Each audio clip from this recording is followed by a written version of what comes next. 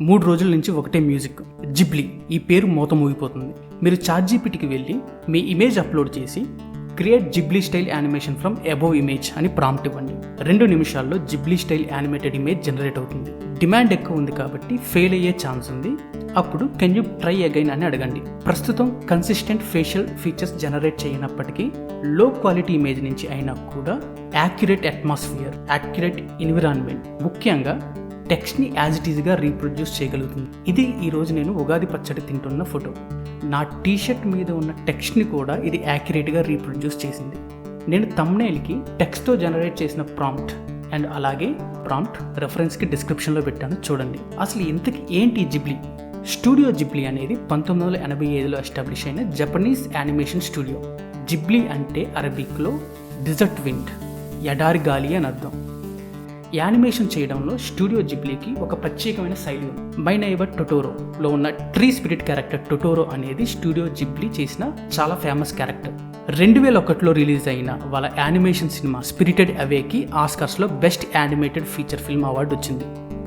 ఇప్పుడు ట్రైలర్లోని పేరు చూడండి, హయావో మియాజాకి.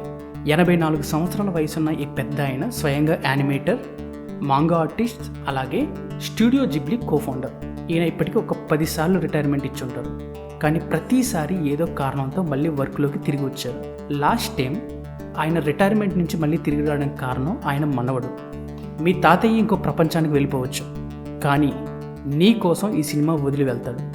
2023లో రిలీజ్ అయిన the bye and the heron cinema చేయడానికి మియాజాకి చెప్పిన కారణం. ఈ సినిమాకి కూడా ఆస్కార్ అవార్డు వచ్చింది. Respect to the legend. Ghibli చేసే యానిమేషన్లో ప్రతి సెకండ్కి 24 ఫ్రేమ్స్ ఉంటాయి. అంటే 1 నిమిషం ఫిల్మ్కి 1440 ఫ్రేమ్స్. ఇందులో ప్రతి ఫ్రేమ్ని ఆర్టిస్ట్ శ్రద్ధతో చిక్కుతారు. ఎక్కడా ఏ వర్క్ ఫ్లో ఉండదు. The bye and the heron సినిమాని తీసుకుంటే ఈ సినిమా చేయడానికి 190 మంది కళాకారులకి 7 సంవత్సరాల టైం పట్టింది. ఈ జిబ్లీ స్టైల్ యానిమేషన్ ఇప్పుడు ఇన్స్టాగ్రామ్లో, వాట్సాప్లో స్టేటస్లో పెట్టుకోవడానికి మనం 2 నిమిషాల్లో చాట్‌జీపీటీతో జనరేట్ చేస్తున్నాం. రెండిటికి నక్కకి నాగలోకానికి ఉన్నంత తేడా ఉండొచ్చు, but still ChatGPT is producing really good results. But ఇది ఎంతవరకు ఎథికల్? చాట్‌జీపీటీ ట్రైనింగ్లో జిబ్లీ యానిమేషన్ని అథరైజేషన్ లేకుండా వాడారు అన్నది ఒక ఆరోపణ. చాట్‌జీపీటీ ఇప్పటి వరకు దీనిపై ఎలాంటి క్లారిఫికేషన్ ఇవ్వలేదు. కాపీరైటెడ్ కంటెంట్ ట్రైనింగ్ విషయంలో Wall Street Journal journalist OpenAI ex CTO Mira మరాఠీని సోరా ట్రైనింగ్ గురించి అడిగినప్పుడు ఆవిడ తడబడ్డం ఒక పెద్ద కాంట్రవర్సీ అయింది. What data was used to train Sora? We used publicly available data and licensed data. So, videos on YouTube? I'm actually not sure about that. Okay. Videos from Facebook, Instagram? You know, if they were publicly available,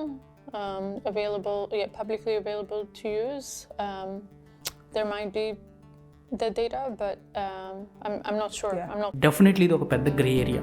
tech advancements మనకి ఎంత అవసరమో artist work steel అవ్వకుండా చూసుకోవడం కూడా సమాజంగా మన బాధ్యత. అసలే కార్పొరేట్ కంపెనీలకు ఆర్టిస్టులకి ముష్టి పడేస్తాయి. అందుకే హాలీవుడ్ రైటర్స్ రోడ్ ఎక్కాల్సిన అవసరం వచ్చింది.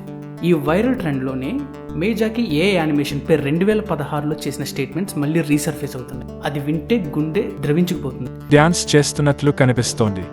ఇది త్వరగా కదలడం నేర్పించడం సులభం. ఇది తలతో కదులుతోంది, కానీ ఆ కృత్రిమ మేధస్సుకు నొప్పి అనుభూతి లేదా తల ముఖ్యమని భావన లేదు. అందుకే తలను సాధారణ కాళ్లలా ఉపయోగించి కదులుతోంది. ఈ కదలిక చాలా అసహ్యంగా ఉంది. ఇది జాంబీ గేమ్స్లో ఉపయోగించవచ్చు అనిపిస్తోంది. ఇలాంటి కృత్రిమ మేధస్సును ఉపయోగిస్తే మనుషులు ఊహించలేని అసహ్యకరమైన కదలికలు చేయగలవు అనిపిస్తుంది. అంటే ఒక శారీరక వైకల్యంతో ఉన్న స్నేహితుడు ఉన్నాడు. టచ్ చేయడం కష్టం. అతని కండరాలు గట్టిపడిన చేతితో నా చేతిని తాకడం. ఆ సమయంలో అతని గురించి గుర్తు చేసుకుంటాను. దీన్ని ఆసక్తికరంగా చూడలేను. వీళ్ళు బాధ వంటి విషయాల గురించి ఏమాత్రం ఆలోచించకుండా చేస్తారు. చాలా అసహ్యంగా ఉంది కదా. అలాంటి పనిని వాళ్ళు చేసుకోవచ్చు, కానీ నేను మా పనిని దీనితో కలపాలని అనుకోవడం లేదు. ఇది జీవితం పట్ల ఒక విధమైన అవమానం అని నేను భావిస్తున్నాను. ఇది ప్రయోగం మాత్రమే. ఆఖరికి ఈ వీడియోని కూడా నేను ఏఐతో డబ్ చేసిందే. అదే పెద్ద ఐరనీ. మనకి టెక్నాలజీ అవసరం, అలాగే కంపాషన్ ఉన్న రియల్ ఆర్ట్ కూడా చాలా అవసరం. ఎప్పుడూ లేని వేగంతో ఏఐ మోడల్స్ డెవలప్ అవుతున్నాయి. కొన్ని బిలియన్స్ ఆఫ్ డాలర్స్తో America and China AI data సెంటర్స్ని బిల్డ్ చేస్తున్నాయి. ఈ మొత్తం సమాజానికి మేలు చేస్తే పర్వాలేదు, కానీ కొన్ని కార్పొరేట్ కంపెనీస్ చేతిలో మనం కీలు బొమ్మలు కాకపోతే చాలు.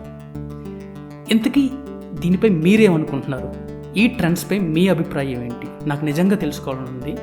కుదిరితే కామెంట్ చేయండి.